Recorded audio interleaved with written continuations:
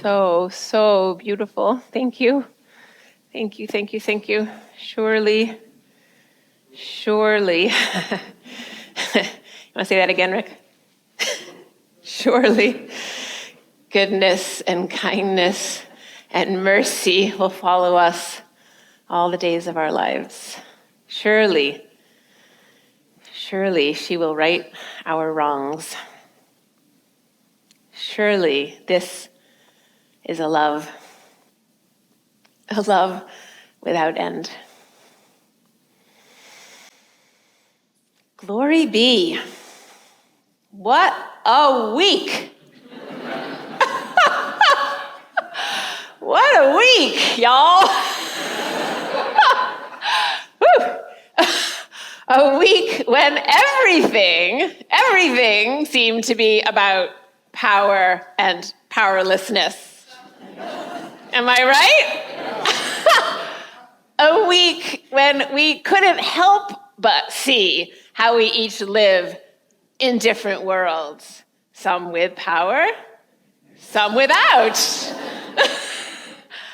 A week of overwhelming heat, of pure overwhelm.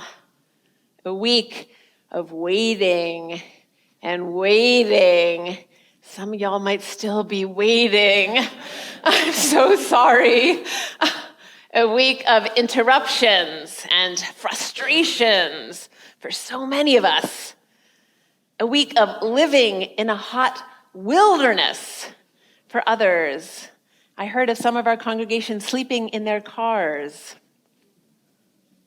A week of marching in the Pride Parade with determination and a dose of disappointment because it was limited to those 4 blocks. A week of hoping and helping. A whole week of giving thanks. A week of remembering how much we need each other to survive. A week all of us, I imagine, will remember for a long, long time, and a week I will never forget. Thanks to the storm, and to much more than a storm, this was a week that pushed me to dig deeper in search of an answer to a question I'd already been wrestling with really all year with all the changes happening in my life. And the question is, can I trust my life? And beyond me, can you trust your life? Can you trust life itself in 2023? When we know, and we know for so many reasons, especially after the past week, that life is terribly and terrifyingly unpredictable. I imagine many of you had to improvise this week. I'm not just the only one. I'm not the only one, right? A lot of improvising going on. Well, you won't be too surprised to hear that I had planned and expected to be moving a mile a minute this past week. I know many of you have seen me over the years or almost bumped into me running through the halls here at All Souls. I had been planning to finish packing boxes and to sort through my files at church and to visit people in their homes. But instead, I found myself a climate refugee, if you will, taking refuge in Rod Harwood and Lisa Roll's happy, beautiful home in Bartlesville. Thank you, Rod and Lisa, and thank you for giving me permission to share this morning. Despite my best intentions to keep cruising at high speeds right through several huge transitions, life slowed me down. How many times has life slowed you down? Well, I practice meditation, and I humbly say I practice meditation in part to help me slow down. Because I finally know, partly thanks to all y'all, that I'm a very passionate person. who runs fast and who can react very quickly with very strong opinions. And I'm not really a very good meditator either, so I just keep practicing. But even spiritual practices like meditation and prayer come with challenges for our egos and our personalities, depending on our personalities, especially for those of us who are doers and feel good when we get things done, even if what we're trying is to do good works, or to grow closer to God, or to take another step towards enlightenment. There's a story I want to share with you this morning about a very passionate practitioner who was talking to their Zen master before entering a long, silent retreat. The practitioner asks, "I'm here, and I'm going to do it. How long will it take?" To which the master replied, 10 years. 10 years? The student said, 10 years? What if I practice really hard? Okay, master said, then 20. 20 years? No way. Isn't there any way I can do this faster? Okay, for you, 30 years. I can tell. Even in our spiritual lives, many of us are conditioned to think we can get holy or more whole if we just try hard enough. I sometimes hope if I sit still long enough that I'll never feel anxious or angry or judgmental or jealous ever again. You're right to laugh. Some of us were taught that if we pray every day, God will love us more or better than those other people who don't bother to pray. But after this last week, and after my last 13 years at All Souls, I'm actually completely confident, that coming closer to God or to goodness, to our own true natures, or to love beyond belief doesn't actually happen because we want it or because we will it. I haven't witnessed you or me coming to know big love through our own effort or through our own gain. It's more like we experience big love and learn to trust life despite our best efforts. Despite all those efforts. I recently heard Dharma teacher Jack Kornfield share the story I just shared, and I need to acknowledge him for inspiring my words this morning on being patient with ourselves and each other in our pursuit of building the kingdom of heaven within and here on earth. I've wanted to preach on patience, Pastor Smith knows this, for a long time, but I wasn't really ready. And I'll tell you why I wanted to preach on patience for a long time soon. First, do you remember the old Frog and Toad books, any of you? Yeah, some nods, some murmurs. Here's a story from Frog and Toad. One Sunday in late June, Frog was working in his garden when Toad came walking by and said, "What a fine garden you have, Frog." "Yes, it is," Frog answered, "but it was hard work." "I wish I had a garden," Toad said. "Well, here are some extra flower seeds. Plant them, and soon you will have." "How soon will I have a garden?" Toad asked. "Quite soon," answered Frog.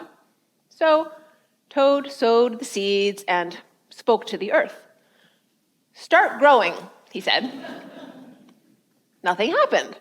So Toad repeated himself. "Start growing." Nothing happened. So Toad shouted this time, "Hey, listen to me. Start growing now." Just then, Frog walked by again and asked about all the noise. Toad explained that his seeds wouldn't grow. So Frog explained, "You're shouting too much. They're afraid to grow. Leave them alone for a few days. Let the sun shine on them. Let the rain fall on them. Toad listened and agreed to stop shouting. But when it got dark, he figured the seeds might be afraid of the dark too. So he went outside and he read them some stories. The day after that, he sang the seeds some songs. The day after that, they still weren't growing. He played them some music. Still, the seeds weren't growing, and Toad thought they must be the most frightened seeds in the whole world. But he was so tired by then, he fell asleep. Suddenly, he heard and felt Frog shaking him. Wake up, look at your garden, Toad, Frog shouted. There are green things sprouting everywhere. Your flowers are growing. You have a garden. Toad looked and was so happy, and then he said, I do, it's so wonderful, but you were right. It was a lot of hard work.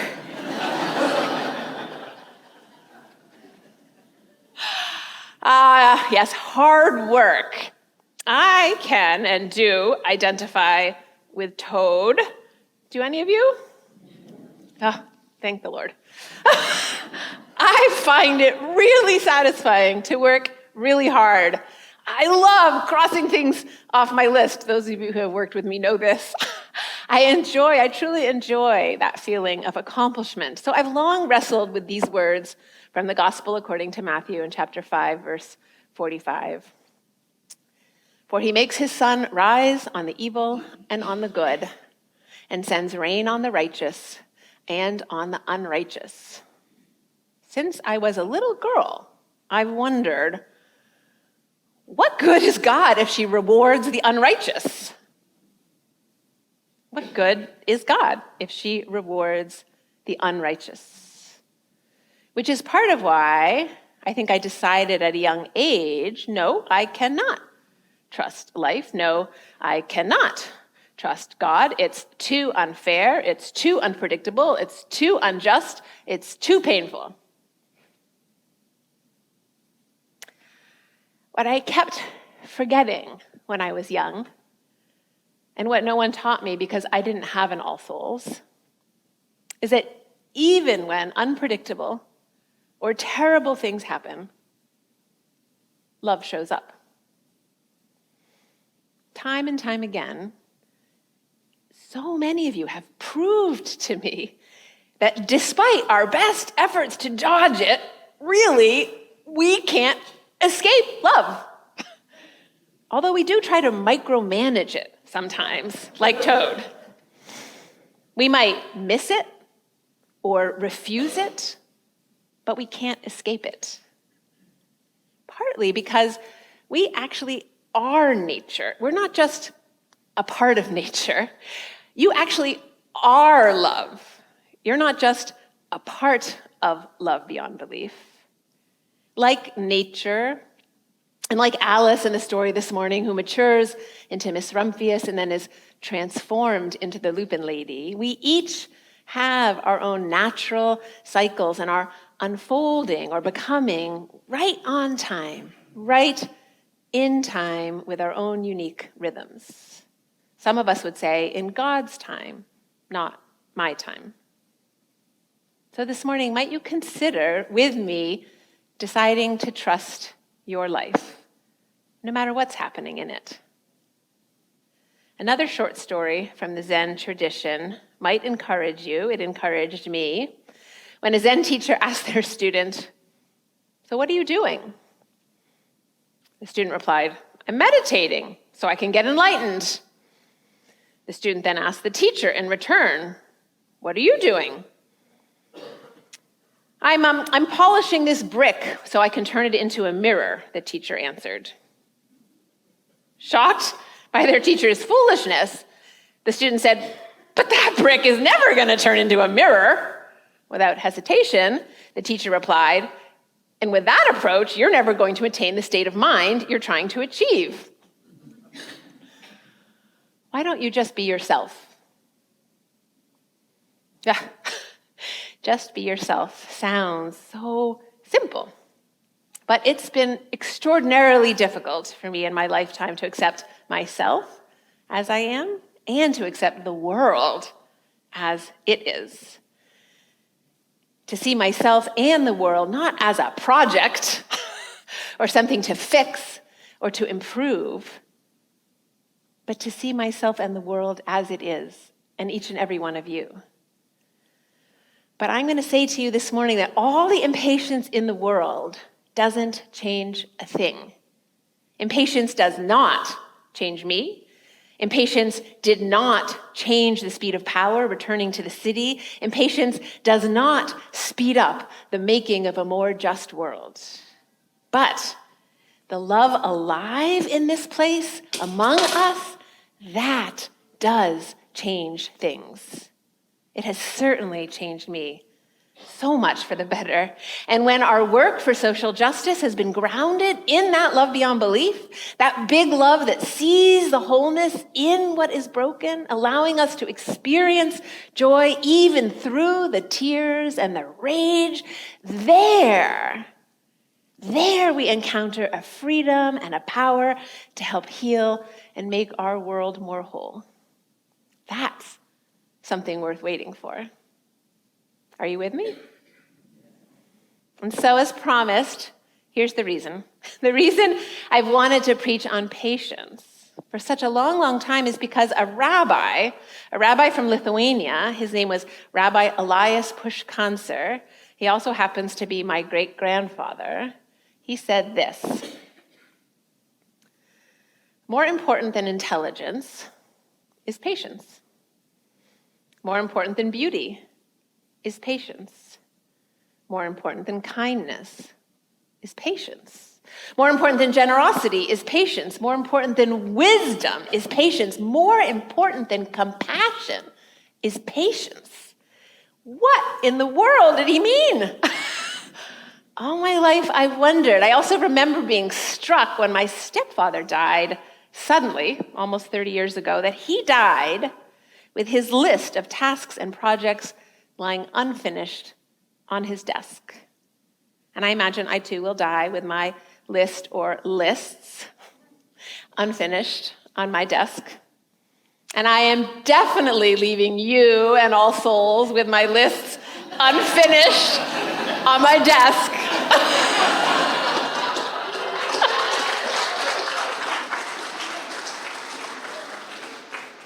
But choosing to trust life means that's okay. It means life isn't a project we finish or fix, and no part of life is something we check off a list.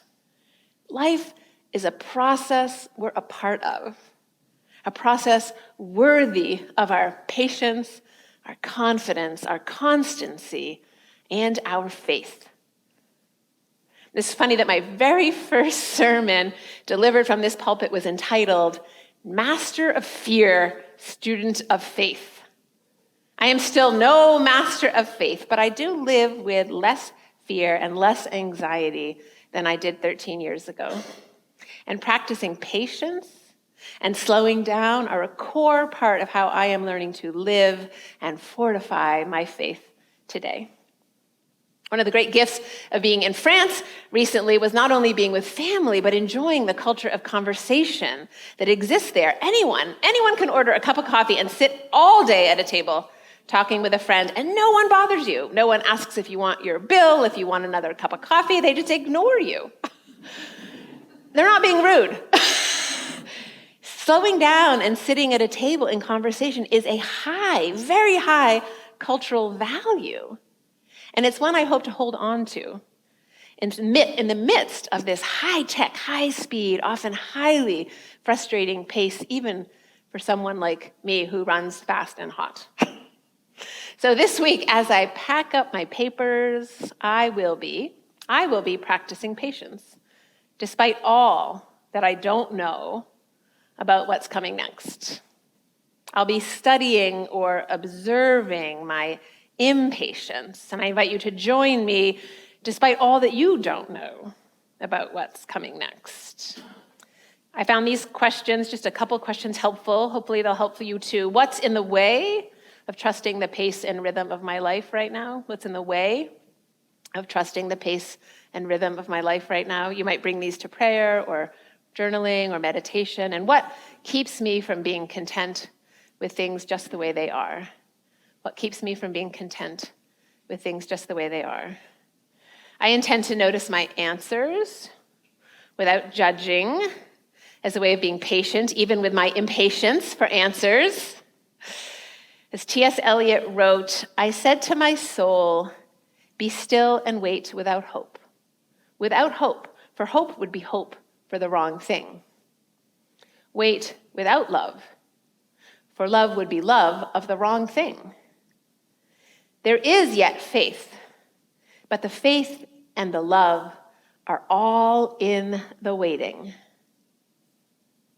No matter how often the tears well up, and I feel like I'm not ready, not yet, to leave All Souls, like the Lupin lady, I will be patient and trust my life as I listen for the new rhythms rising up from within, watching for new seeds to sprout and flowers to blossom.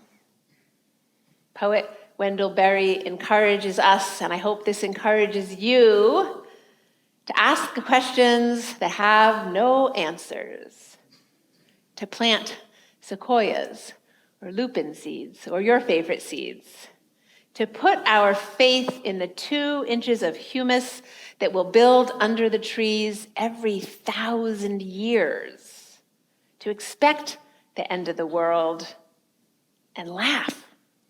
Laughter is immeasurable. And to be joyful, even though you've considered all the facts. To be joyful, even though you've considered all the facts. I have considered all the facts. And I am confident that the love I've experienced here is timeless and will travel with me wherever I go. And I'll be watching and listening for the news from All Souls about the expansion of this building and the wonderful, wonderful, important, life-saving, world-changing works y'all will be accomplishing, because I trust you completely to carry on. I trust Marlon wholeheartedly with my whole life. And I trust Reverend Randy with all my lists and all my work. And I trust this church and its staff and you, its leaders and members. I trust you wholeheartedly. I trust life itself, and I am so curious to see where life will lead us. But I am not going to be in a hurry. I love you now and always. Amen. Thank you.